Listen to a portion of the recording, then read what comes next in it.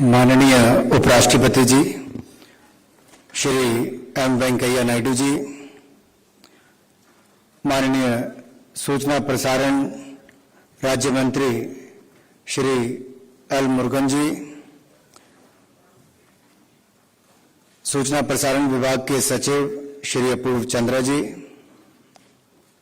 मंच पर उपस्थित सभी ज्यूरी के अध्यक्ष, मेंबर्स, दादा साहब फाल्के पुरस्कार विजेता श्री रजनीकांत जी, उपस्थित सभी फिल्म जगत के से जुड़े हुए मेरे प्रिय भाई और बहनों और मीडिया से आए हुए मेरे प्रिय मित्रों, सूचना प्रसारण मंत्रालय के लिए ये बड़े गर्व की बात है कि हम 67वें राष्ट्रीय फिल्म पुरस्कार का आयोजन के साथ साथ सिनेमा का उत्सव भी मना रहे हैं। और शायद बहुत कम ऐसे अवसर होते हैं जब एक साथ सारे सितारे यहां पर आते हैं। आप सब आए हैं, मैं आप सबका बहुत बहुत स्वागत, बहुत बहुत अभिनंदन करता हूं। विशेष तौर पर धन्यवाद करना चाहता हूं माननीय उपराष्ट्रपति जी का, जिन्होंने अपना कीमती समय देकर आज आप सबको सम्मानित करने का निर्णय भी लिया। कोविड-19 पैंडेमिक ने देश और दुनिया के सामने बहुत बड़ी चुनौतियां रखी और यह भी एक बड़ा कारण था कि उसके कारण विलंब हुआ कार्यक्रम, कुछ महीने नहीं, लगभग 1 साल से ज्यादा।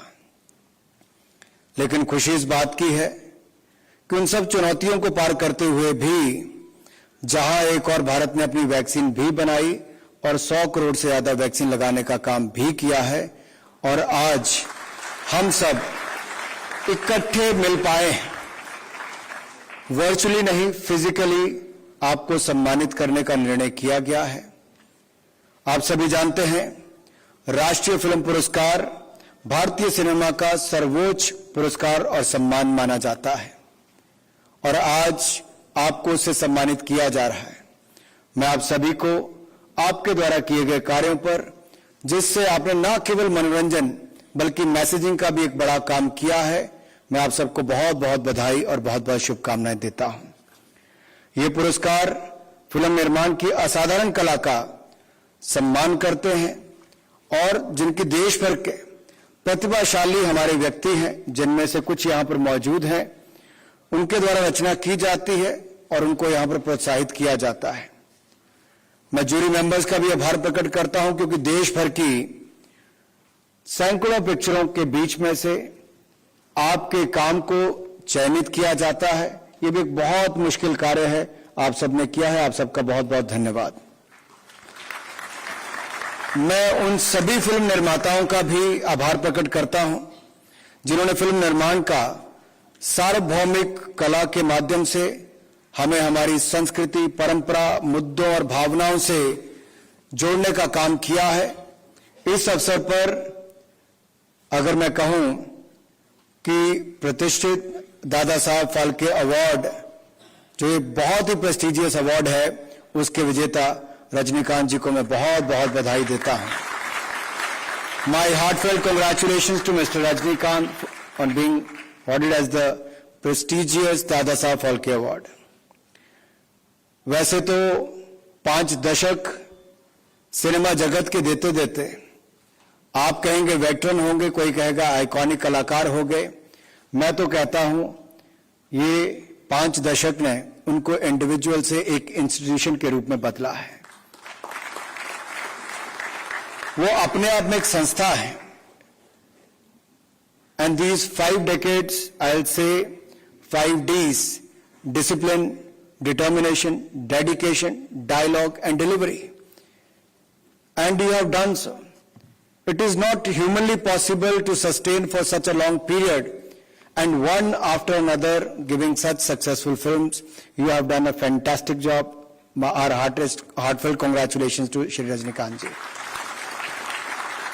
और सबसे बड़ी बात यह है कि जब आपसे पहले बाकियों को सम्मानित किया जा रहा था तो कोई भी हो, किसी भी दृष्टि से उसको किसी भी काम के लिए अवार्ड किया जा रहा था, रजनीकांत जी हो, धनुषी हो या फिर मनोज वाजपेयी जी हो, बाकी हो, इनके हाथ किसी के लिए तालियां बजाने से नहीं रुके, क्योंकि सब एक दूसरे की प्रशंसा कर रहे थे और सब जानते हैं पूरा तभी हो पाता है जब सबके कार्य की प्रशंसा की जाए, और आपने सबको यहां पर बैठे हुए यहां पर करने का काम किया।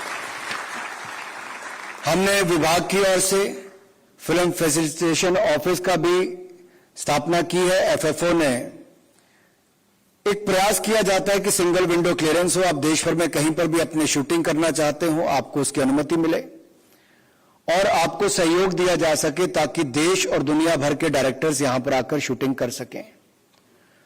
हिंदुस्तान एक अपने आप में एक ऐसी भूमि बनी है आपके प्रयासों से, आपके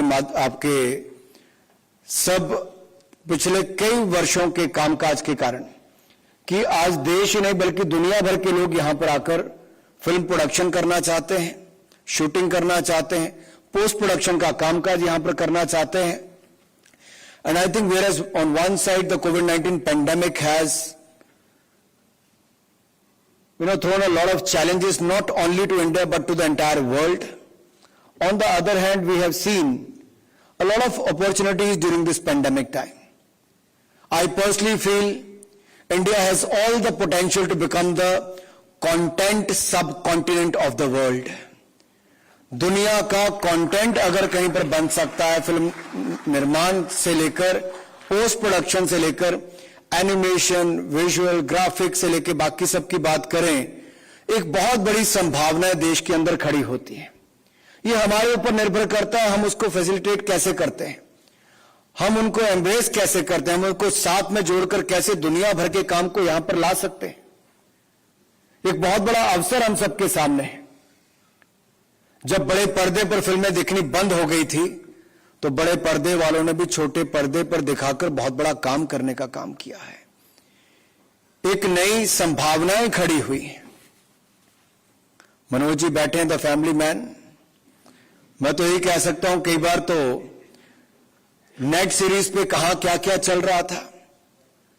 पैंडेमिक के टाइम पे भी आपने लोगों को व्यस्त रखा, बाकी सब ने, आपने किसी का मनोबल नहीं गिरने दिया, आपने मनोरंजन करने का काम किया है। यह भी अपने आप में एक बहुत बड़ा योगदान आपका पैंडेमिक के समय रहा।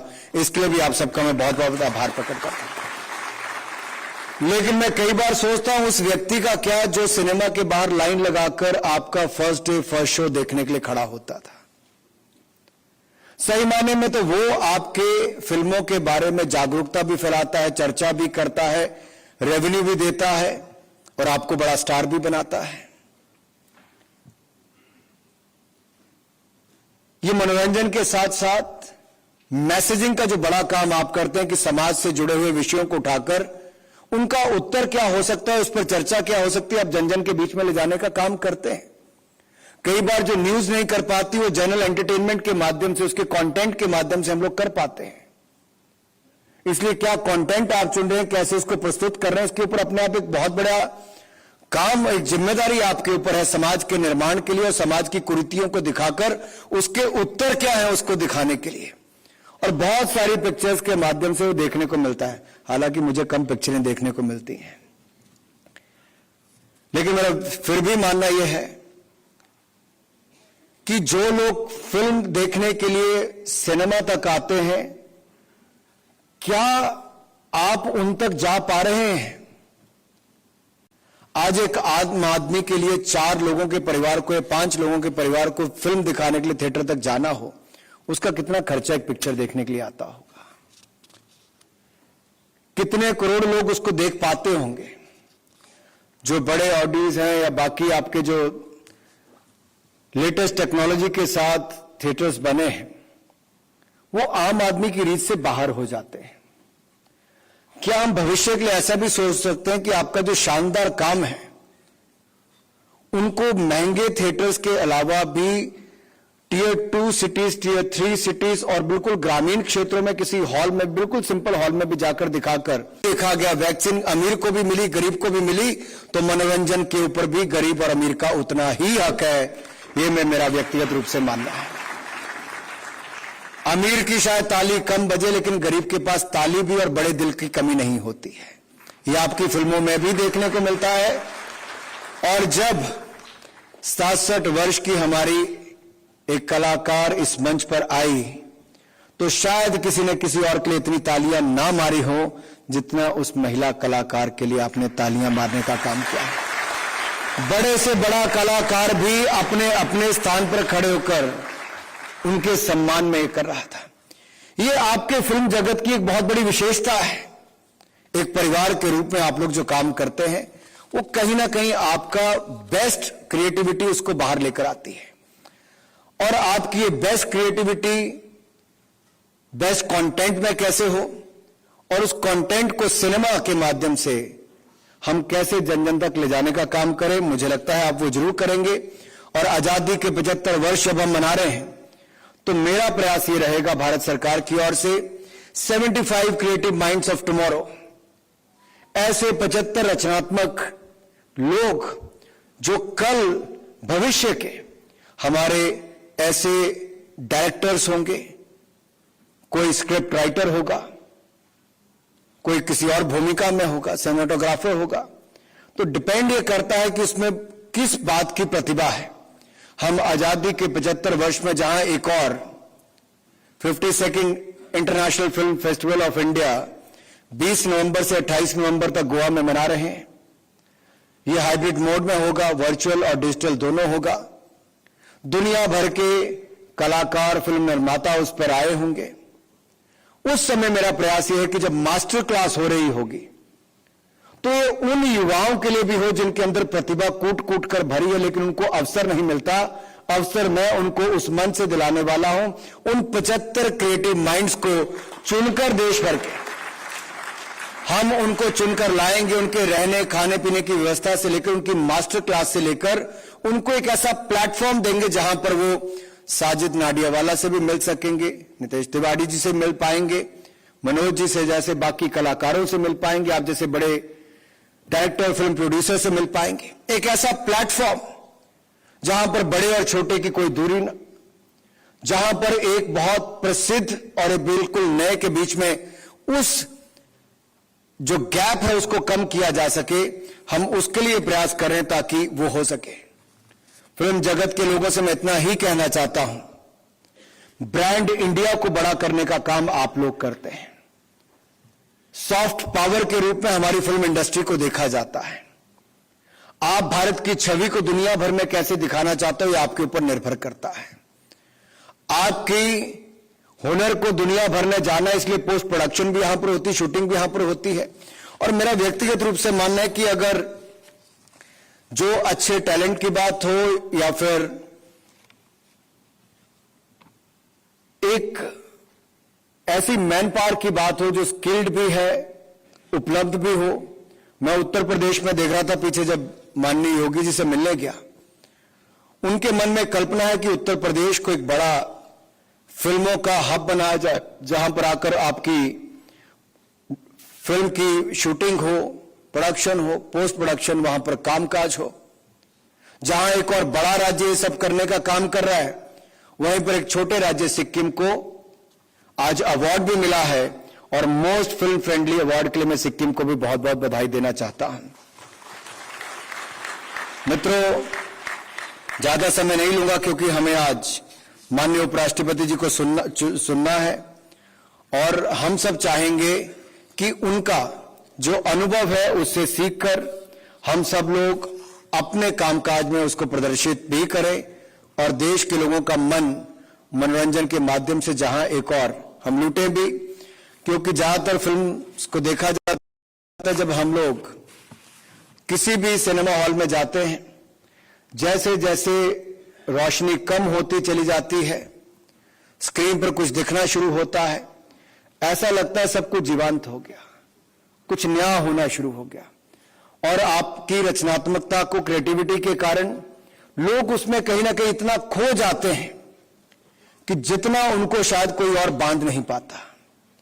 तो मैं चाहता हूं आपकी रचनात्मकता, आपकी क्रिएटिविटी एक अच्छे कंटेंट के माध्यम से देश के जन जन तक पहुंचे।